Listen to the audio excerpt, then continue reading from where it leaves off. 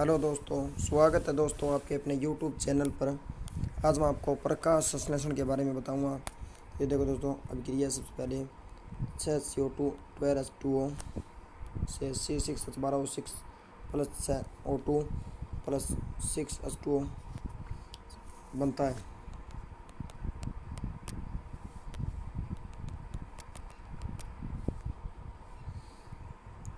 C6H2O से glucose बनता है और यहाँ CO2 का अपचयन हो रहा है, इसलिए अपचयन।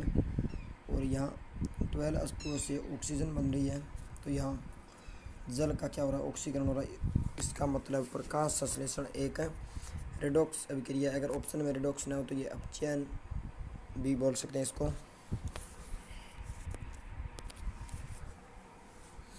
इसके अंदर देखो दोस्तों, कुछ बन रहा है, यहाँ टूट रहा है, तो इसके अंदर बन रहा है ग्लूकोज प्लस CO2 प्लस 2। तो इसलिए ये क्या है, एनाबॉलिक।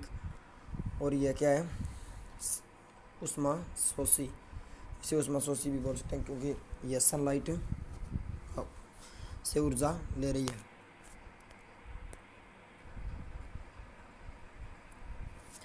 पहला प्रकाश संश्लेषण जीवाणुओं ने किया, परंतु पहली बार ऑक्सीजन का निष्कासन बीजीय ने किया, यानी नील अर्धसवाल ने किया। जीवाणुओं ने तो वो सल्फर निकाला था, लेकिन ऑक्सीजन का निष्कासन सबसे पहले बीजीय ने, नील अर्धसवाल ने किया था। प्रकाश संश्लेषण अभिक्रिया दो प्रकार की होती है, प्रकाशीय रिएक्शन और अप्रकाशीय रिएक्शन। प्रकाशीय रिएक्शन को हिल रिएक्शन भी बोल सकते हैं, क्योंकि इसका आविष्कार हिल नामक साइंटिस्ट ने किया था। और अप्रकाशीय अभिक्रिया को ब्लैकमैन अभिक्रिया बोल सकते हैं, इसका आविष्कार ब्लैकमैन ने किया था। प्रकाशीय अभिक्रिया ग्रेना में चलती है और अप्रकाशीय अभिक्रिया स्ट्रोमा में चलती है।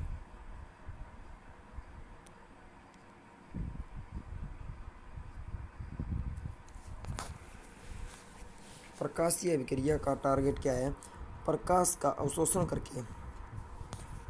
अवशोषण करके एटीपी निर्माण करना, और यह काम कौन करता है, लवक।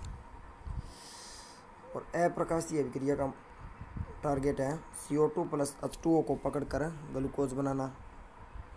तो इसके लिए, इसको ग्लूकोज बनाने के लिए इसको क्या, एटीपी की आवश्यकता होगी।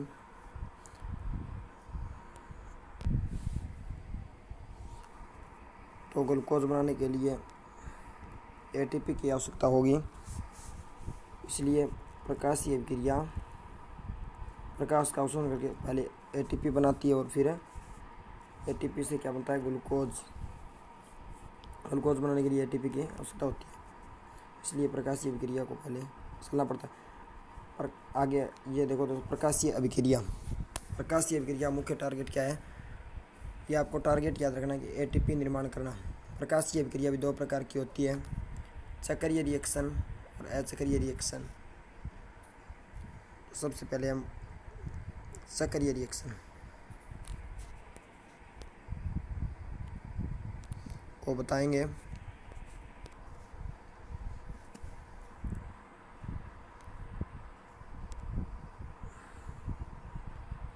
ये देखो दोस्तों, यहाँ पर ये गरेना है, ये छोटी छोटी गोल गोल प्लेट नुमा ये गरेना है।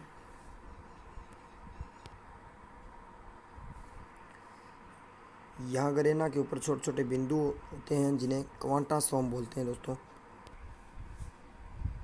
जिसके अंदर PS फर्स्ट तंत्र और PS सेकेंड दोनों होते हैं। और दो गरेना को आपस में जोड़ने वाले को, यहाँ पर ये देखो, एक दूसरी ये दो गरेना को जोड़ने वाले को स्ट्रेमल थाइलेकोइड कहते हैं। यहाँ पर केवल PS फर्स्ट होता है, यहाँ पर ये बीच में दो गरेनाओं को जोड़ रहा है, तो ये इसे स्ट्रोमल थाइलेकोइड बोलते हैं। यहाँ PS फर्स्ट तंत्र भाग लेता है। तो PS फर्स्ट गरेना में भी है और स्ट्रोमल थाइलेकोइड, ये दोनों में पाया जाता है। ये आपके आगे काम आएगा, इसका ध्यान में रखना है। अब देखो, ये चक्रीय अभिक्रिया है, तो यहाँ से हमने एक क्वांटासोम निकाल लिया। ये देखो दोस्तों, ये क्वांटासोम निकाल लिया हमने यहाँ से। तो इस क्वांटासोम पर 700 नैनोमीटर से ज़्यादा प्रकाश की किरण गिरेगी, तब आपको पता है कि PS फर्स्ट काम करता है, यानी 780 से कम की अगर किरण है तो प्रकाश किरण है तो PS सेकंड काम करेगा। अगर 700 नैनोमीटर से ज़्यादा है तो PS फर्स्ट काम करता है। PS फर्स्ट से इलेक्ट्रॉन सबसे पहले अपफारस के पास जाएगा। अपफारस, इसका पूरा नाम दोस्तों फेरस अभिकारक अपचायक। अपफारस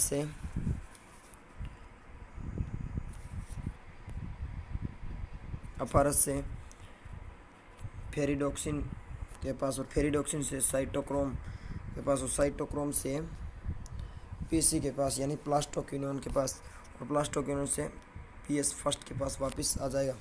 तो यह चक्रीय अभिक्रिया है। इसमें इलेक्ट्रॉन की हानि नहीं होती है चक्रीय अभिक्रिया में।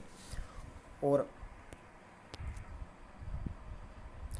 जब इलेक्ट्रॉन घूमता है 2 ATP का निर्माण होता है। तो चक्रीय अभिक्रिया में 2 ATP का निर्माण होता है दोस्तों, और इसमें कोई इलेक्ट्रॉन की हानि नहीं होती है। तो इसके बाद हम दोस्तों अचक्रीय रिएक्शन के ऊपर बात करते हैं। चक्रीय अभिक्रिया के तो ये आप देख सकते हो, इसमें PS फर्स्ट वर्णतंत्र भाग लेता है चक्रीय में, और ये ग्रेना व स्ट्रोमल थाइलेकोइड दोनों में चलती है। यह मैंने यहाँ पर बताया था। ये रहा स्ट्रोमल थाइलेकोइड, ये रही ग्रेना। तो PS फर्स्ट दोनों के ऊपर है, ये यहाँ पर भी और यहाँ पर भी है, इसलिए ये दोनों पर चलती है। यहाँ प्रथम इलेक्ट्रॉन ग्राही अपफारस होता है। ये देखो यहाँ पर PS फर्स्ट से प्रथम इलेक्ट्रॉन ग्राही अपफारस है। अगर अपफारस ऑप्शन में न दिया हो तो ये फेरिडोक्सिन होगा।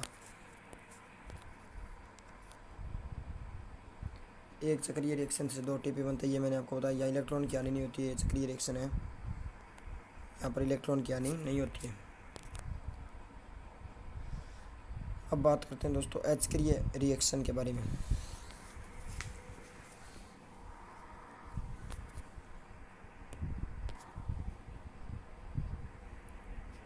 ये छोटी छोटी ग्रेना है, इनके अंदर से हमने एक थाइलेकोइड्स को निकाल लिया।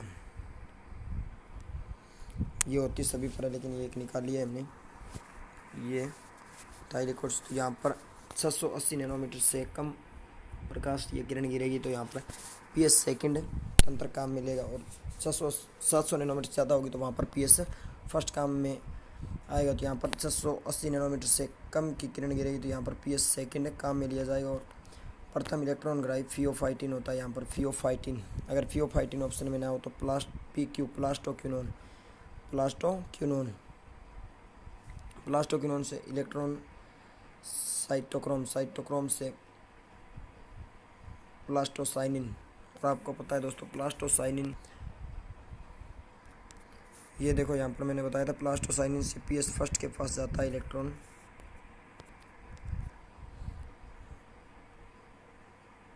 तो यहाँ पर भी प्लास्टोसाइनिन से PS फर्स्ट के पास इलेक्ट्रॉन जाएगा, और PS फर्स्ट से फेरस अभिकारक अपचायक, और इसके बाद फेरिडोक्सिन के पास इलेक्ट्रॉन जाएगा।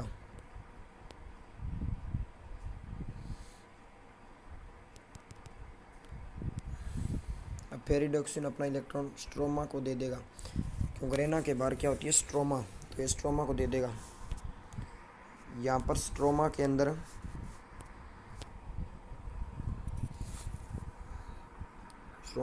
H प्लस आयन और अन्य DP प्लस पड़े हुए हैं। तो H प्लस आयन का मतलब होता है इलेक्ट्रॉन के भूखे, तो इनको इलेक्ट्रॉन की जरूरत है। तो ये फेरिडोक्सिन से इलेक्ट्रॉन लेकर आपस में अभिक्रिया करके 2 NADPH2 बना देंगे। एक NADPH2 बराबर 3 ATP होते हैं दोस्तों। तो 2 NADPH2, तो एक NADPH2 बराबर 3 ATP, तो 3 दूनी 6 ATP यहाँ पर बनते हैं, और एक ATP यहाँ बनेगा। कुल कितने एटीपी हो गए? 7 एटीपी। H क्रिया अभिक्रिया से कितने एटीपी मिलते हैं? 7 एटीपी। आगे आप देख सकते हो इसमें पीएस फर्स्ट और पीएस सेकंड दोनों तंत्र भाग। यह प्रक्रिया केवल ग्रेना में चलेगी। यह एच क्रिया रिएक्शन है। 2 अन एटीपी प्लस 1 एटीपी कुल 7 एटीपी बनते हैं। प्रथम इलेक्ट्रॉन ग्राही यहाँ फियोफाइटिन है। इसके अंदर आप एक चीज़ देखो दोस्तों, जो यहाँ से इलेक्ट्रॉन गया था वो वापस यहाँ पर नहीं आया है, इसलिए यहाँ पर इलेक्ट्रॉन की हानि होती है। तो इलेक्ट्रॉन की हानि को कौन पूरा करता है? जल करता है। तो प्रकाश संश्लेषण में इलेक्ट्रॉन जल का काम इतना है कि इलेक्ट्रॉन की हानि को पूरा करता है।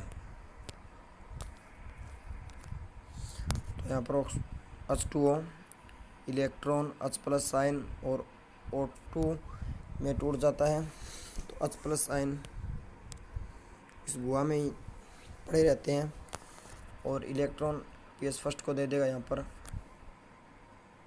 और ऑक्सीजन वातावरण में चली जाएगी। यह H2O मैग्नीशियम और क्लोराइड की उपस्थिति में ही टूटता है दोस्तों। ये थी प्रकाशीय अभिक्रिया दोस्तों। अब अप्रकाशीय अभिक्रिया को हम अगली वीडियो में समझाएंगे। तब तक आप हमारे चैनल को सब्सक्राइब कर लें दोस्तों। आज की वीडियो में इतना ही, बाकी आगे वाली वीडियो में बताएंगे आपको।